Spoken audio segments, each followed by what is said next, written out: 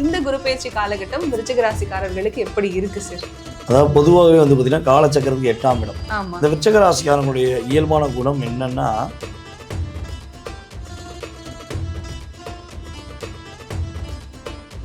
இப்ப விருச்சிக ராசி பெண்களுக்கு எப்படி இருக்கு சார்? விருச்சிக ராசி பெண்களுக்கு சொல்லிட்டேனே, மாணவர்களுக்கு எப்படி இருக்கு சார்? நம்மளுடைய விருச்சிக ராசி மாணவ செல்வங்கள் இனிமே தான்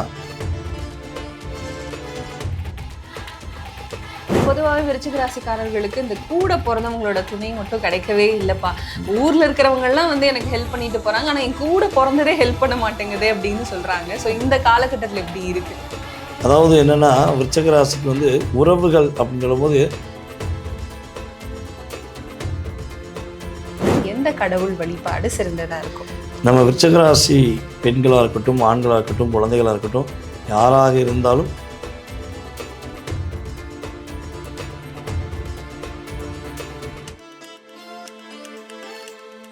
ஃபோக்கஸ் ஆன்மீகம் நேயர்களுக்கு வணக்கம். நான் கலைப்ரியா பழனி. இன்னைக்கு நம்ம கூட யார் இருக்காங்க அப்படின்னா, வாழ்க நலமுடன் டிஜே சுந்தரபாண்டியன் சார் தான் இருக்காங்க. வணக்கம் சார். வணக்கம் மேடம். எப்படி இருக்கீங்க? நல்லா. சந்தோஷம் சார். பொதுவாகவே நம்மளோட வாழ்க்கையில நிறைய மாற்றங்கள் நடந்தாலும் அதுக்கு பின்னாடி ஏதாவது ஒரு காரணம் இருக்கும் அப்படின்னு சொல்லுவாங்க. ஆனா அதுக்கு பின்னாடி கிரகங்கள் அப்படிங்கிறது மிகப்பெரிய ரோல் வந்து பிளே பண்ணுது. நம்ம வாழ்க்கையில நடக்கிற ஒவ்வொரு நகர்வுகளுக்கும் அந்த கிரகங்கள் ரொம்ப முக்கியமான காரணமா இருக்கு. அதுவும் குரு பகவான் அப்படின்னு சொல்லும் போது அது இன்னுமே நம்ம வாழ்க்கையில ஒரு நல்லது நடக்குதா கெட்டது நடக்குதா அப்படிங்கறத வந்து இது குரு பகவான் டிசைட் பண்ற இடத்துல இருக்காரு இல்லையா? சோ இப்ப குரு பகவான் குரு பயிற்சி நடக்க போகுது. ஸோ இந்த குரு பயிற்சி பொதுவா எப்படி இருக்கு சார்? பொதுவாகவே வந்து பார்த்தீங்கன்னா, நவ கிரகத்தில் சுப கிரகம் குரு பகவான். இப்போ வந்து பார்த்தீங்கன்னா, ஒவ்வொரு கிரகங்களும் ஒவ்வொரு ராசியை விட்டு கடக்கும். ஆமா. ஆனால் அந்த குரு பகவான் மட்டும் ஒரு ராசியை விட்டு கடந்து வராருன்னா எல்லாருக்குமே சந்தோஷம். அப்பாடி குரு பயிற்சி வருதப்பா, இனிமேலாவது நம்மளுடைய வாழ்க்கையில் ஒரு மாற்றம் வரும் அப்படிங்கிற எண்ணம் ஆட்டோமேட்டிக்காக வரும். ஏன்னா எதுக்காக அந்த எண்ணம் வருதுன்னா, இப்போ வந்து 9 கிரகங்கள் சொல்கிறோம். இந்த 9 கிரகங்களில் 2 கிரகங்கள் நிழல் கிரகங்கள். ராகு பகவானும் கேது பகவானும் அவங்க ஒரு நிழல் கிரகமாகவே ஒரு சர்ப கிரகங்களாகவே கருதப்படுறாங்க. ஸோ மித்த 7 கிரகங்கள் சொல்கிறோம். இந்த 7 கிரகங்களில் வந்து பார்த்திங்கன்னா, பொதுவாகவே கிரக ரீதியாக பார்க்கும்போது 7 கிரகங்களில் மிக ஒரு சுபர் அப்படின்னா அது நம்ம குரு பகவான் மட்டும்தான். ஸோ இந்த குரு பகவான் மட்டும்தான் முழுமையான சுபராக இருக்கார். அதாவது எல்லாருடைய வாழ்க்கையிலும் மாற்றத்தை கொடுக்கக்கூடிய விஷயம் குரு பகவான் கொடுக்க, அதனால தான் அவர் கொடுக்கார். ஓகேவா? ஸோ இப்போ இந்த 2026 ஜூன் மாதம் குரு பயிற்சியானது ஒரு மிகப்பெரிய எதிர்பார்ப்பு இருக்குது. என்ன எதிர்பார்ப்பு அப்படின்னா, குரு பகவான் ஒரு ராசியை விட்டு ஒரு ராசியை கடக்க 1 வருடம் எடுத்துக்கிறாரு. ஓகே. சில நேரங்களில் வந்து பார்த்திங்கன்னா அதிசாரமாக முன்னாடி போவார், வக்ரமாக பின்னோக்கி வருவார். ஸோ அதெல்லாம் இருந்தாலும் அவருக்கு அந்த இடத்த விட்டு கடந்து வர்றதுக்கு 1 வருஷம் அப்படின்னு சொல்லுவோம். ஸோ அப்படி இருக்கும்போது இப்போ நம்மளுடைய காலச்சக்கரத்துக்கு 3ஆம் இடத்துல இருக்க குரு பகவான் தற்போது 4ஆம் இடமான காலச்சக்கரத்துக்கு 4ஆம் வீடான கடகராசிக்குள்ள வரும். இந்த கடகராசி என்பது வந்து பார்த்திங்கன்னா குரு பகவானுக்கு மிகவும் பிடிச்சமான ராசி. கடகராசி தான் நம்ம குரு உச்சமடைகிறார். ஸோ தனக்கு பிடிச்ச வீட்டில் போய் நம்முடைய மக்கள் அனைவருக்கும் மிகப்பெரிய மாற்றத்தை ஒரு மகிழ்ச்சியோடு கொடுக்கக்கூடிய ஒரு அற்புதமான குரு பயிற்சியாக இருக்க போகிறதுனால தான் நம்ம எல்லாருமே இந்த குரு பயிற்சியை ரொம்ப எதிர்பார்க்கும். இது வந்து 12 வருடத்துக்கு ஒரு முறை தான் குரு பகவான் ஒரு சுற்று அப்படின்னு சொல்லுவோம் பார்த்தீங்களா? ஸோ ஒரு சுற்று சுற்றி அவர் இப்போ வந்து இங்கே உள்ளே வராரு. ஸோ மக்கள் அனைவருக்குமே மாற்றங்களும் ஏற்றங்களும் மகிழ்ச்சியும் சந்தோஷங்களையும் நிலையாக தரக்கூடிய அமைப்பில் குரு பகவான் அள்ளி அள்ளி கொடுக்கக்கூடிய ஒரு வள்ளலாக இருக்க போகிறார் என்பது உண்மை. கண்டிப்பா சார். இப்போ ஒவ்வொரு ராசிகளுக்கும் குரு பயிற்சி என்ன மாதிரியான பலன்களை கொடுக்குதுன்னு பார்க்கலாம் சார். அடுத்ததான் விருச்சிக ராசிக்காரர்கள். பொதுவாகவே விருச்சிக ராசிக்காரர்களை பார்க்குற எல்லாருமே புரிஞ்சுக்காம இவங்க என்ன, இவங்களுக்கு வந்து பேச தெரியல, ஒரு உறவை மதிக்க தெரியல, எது சொன்னாலும் சும்மா அவங்க ராசியிலே தேல் சிம்பிள் இருக்கிறதுனால அது தேல் மாதிரி கொத்திக்கிட்டே இருக்காங்கன்னு சொல்லிட்டு பலவிதமான குற்றச்சாட்டுகள் வைக்கிறாங்க. உண்மையாவே விருச்சிக ராசிக்காரர்கள் அதுதானே அவங்களே குழம்பி போயிருக்காங்க. இந்த குரு பயிற்சி காலகட்டம் விருச்சிக ராசிக்காரர்களுக்கு எப்படி இருக்கு சார்?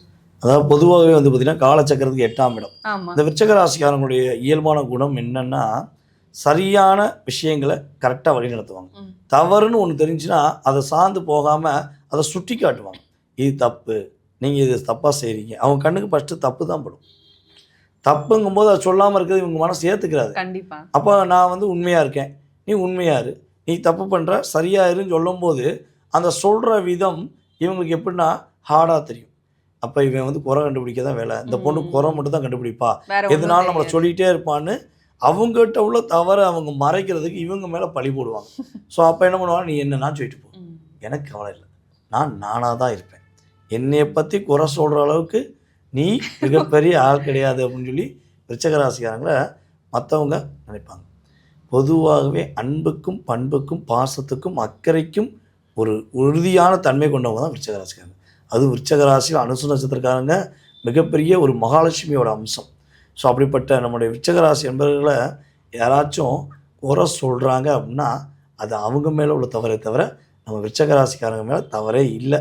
ஸோ அப்படிப்பட்ட நிலையில் இந்த தவறு ஏன் சொல்லியிருப்பாங்க அப்படின்னா பொதுவாகவே நம்ம கிரக ரீதியாக தான் பார்ப்போம், யாரையும் குறைச்சி சொல்ல நம்ம ஆப்ஷன் கிடையாது. ஸோ அப்போ கிரக ரீதியாக பார்க்கும்போது விருச்சிக ராசிக்கு கிட்டத்தட்ட ஒரு 5 வருட காலம் அடி மேல் அடி, போராட்டம், பிரச்சனை, துன்பம் எல்லாம் வந்துட்டு போயிடுச்சு. இவங்க கிடக்காத பிரச்சனை கிடையாது, பார்க்காத துரோகம் கிடையாதுங்கிற மாதிரி இவங்களை நிறைய பேர் வச்சு செஞ்சாங்க. இவங்க யாரை நம்பி கை பிடிச்சாங்களோ, யார் காப்பாற்றுவாங்க இவங்க நினச்சி போய் நின்னாங்களோ அவங்க கூடவே வச்சு இப்போ வரையும் படாத பாடுபடுத்துகிறாங்க. வெளியே சொல்ல முடியாது, வெளியே சொன்னால் இந்த உலகம் என்ன நினைக்குங்கிறதுல அப்படியே உருகி போய் உட்காந்துருப்பாங்க. இந்த மெழுகுவத்தி எப்படி வீட்டுக்கு வெளிச்சத்தை கொடுக்குறக்காண்டி தன்னைத்தானே அழகாக இருக்கிறத உருக்குதோ அது மாதிரி விருச்சிக ராசிக்காரங்க ரொம்ப அழகானவங்க, நேர்த்தியானவங்க, உண்மையானவங்க. அவங்க உருகிட்டு தான் இருக்காங்க போல், இன்னும் அழியலைங்கிறதான் சொல்லுவேன். அப்போ எனக்கு உயிர் மட்டும்தான் மிச்சம் இருக்குதுன்னு சொன்னாங்கன்னா இனிமேல் உங்களால் வாழ்க்கையில் உறுதியாக வெல்ல முடியுங்கிறத குரு பகவான் தன்னுடைய 5ஆம் பார்வை மூலமாக உங்களை ஃபஸ்ட்டு பார்க்க. அப்போ 5ஆம் பார்வை தான் இருக்கிறதுலே மிகப்பெரிய சுபத்தன்மை கொண்ட பார்வை. ஸோ அப்படிப்பட்ட நிலையில் என்னால் எதுவும் முடியலை, என்னால் எதுவும் நடக்க முடியல, கடக்க முடியல அப்படின்னு வருத்தப்படுற விருச்சிக ராசிக்காரங்க ஒரு மிகப்பெரிய வெற்றியாளராக வரக்கூடிய பாக்கியம் உண்டு. இதில் இந்த ஒரு விஷயம் நான் என்ன சொல்ல மெயினாக சொல்கிறேன்னா, தன்னைத்தானே உணரணும். மற்றவங்க சொல்கிறத மனசுக்குள்ளே ஏற்றவே கூடாது. எனக்கு தெரியும் என்னை பற்றி, நான் அழகானவன், நான் அறிவானவன், நான் அறிவான பொண்ணு, நான் அழகான ஆண் அப்படின்னு இவங்களுக்குள்ளே ஒரு மோட்டிவேஷன் ஸ்பீச் வச்சுக்கணும். டெய்லி வச்சுக்கிட்டாதான் இந்த தேவையில்லாத வார்த்தைகளை கேட்காத வரையும் விருச்சிக ராசி வெற்றியாளர் தான். மற்றவங்க சொல்கிறத காதில் வாங்கி ஓ நம்ம அப்படியா, நம்ம இப்படிலாம் நடக்குமா, நம்ம நடத்துகிறாங்களே அப்படின்னு ஒரு ஃபீலிங்கில் போயிட்டா தான் தோற்றுருவாங்க. காதலில் தோற்ற ராசியில் கடகம் அப்படின்னு சொல்லுவோம், கன்னின்னு சொல்லுவோம். அதுக்கடுத்து விருச்சகத்தை ஃபஸ்ட்டு சொல்லலாம். அந்தளவுக்கு சந்திரன் ஒரு வலிமை இழந்தனால வரவே போகிறவங்களாம் ஏமாற்றும்.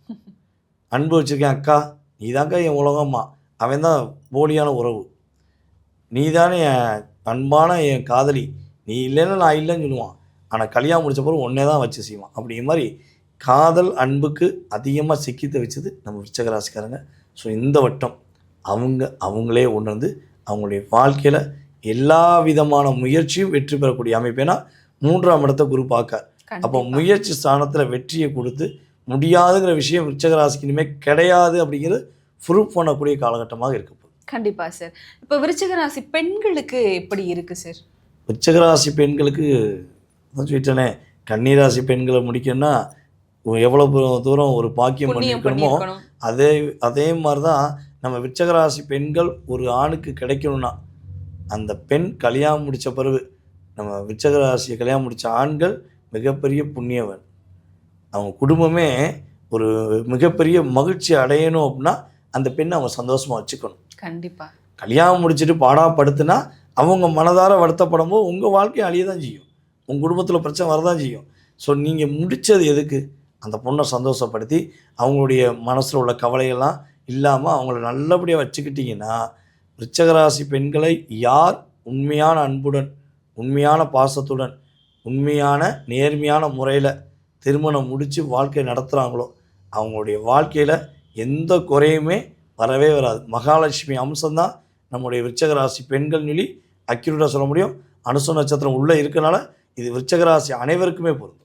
கண்டிப்பா சார். பொதுவாவே விருச்சிக ராசிக்காரர்களுக்கு இந்த கூட பொறந்தவங்களோட துணை மட்டும் கிடைக்கவே இல்லப்பா. ஊர்ல இருக்கிறவங்கலாம் வந்து எனக்கு ஹெல்ப் பண்ணிட்டு போறாங்க. ஆனா என் கூட பொறந்ததே ஹெல்ப் பண்ண மாட்டேங்குதே அப்படின்னு சொல்றாங்க. சோ இந்த காலகட்டத்துல எப்படி இருக்கு? அதாவது என்னன்னா, விருச்சிக ராசிக்கு வந்து உறவுகள் அப்படின்னு சொல்லும்போது, எல்லா உறவுகளுமே தன்னுடைய தேவை இருக்குன்னு சொல்லி விருச்சிக ராசிய வந்து பக்கத்துல வந்து உட்காந்துருவாங்க. ம். "உன்ன போல உண்டா? நீ தங்கம். நீதான்யா எங்க வீட்டு மகாராணி.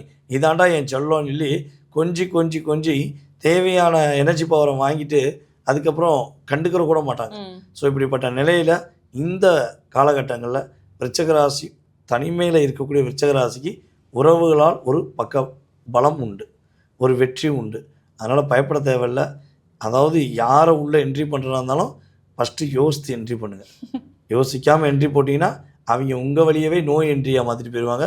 கொஞ்சம் கவனமா இருங்க. கண்டிப்பா சார். மாணவர்களுக்கு எப்படி இருக்கு சார்? விருச்சிக நம்மளுடைய ராசி. விருச்சிக ராசி மாணவ செல்வங்கள் இனிமே தான் படிப்புல, விளையாட்டு போட்டியில ஒரு அங்கீகாரம் பெறக்கூடிய தன்மை, ஒரு என்ன சொல்றேன்னா, ஒரு ஆளுமை பெறக்கூடிய தன்மையில விருச்சிக ராசி மாணவ செல்வங்கள் சூப்பரா இருக்க போறாங்க. கண்டிப்பா சார். விருச்சிக ராசிக்காரர்களுக்கு இந்த காலகட்டம் நல்லா இருக்கு அப்படின்னு சொல்லியிருக்கோம். இன்னும் சிறப்பா இருக்கணும்னு சொன்னா எந்த கடவுள் வழிபாடு சிறந்ததா இருக்கும்?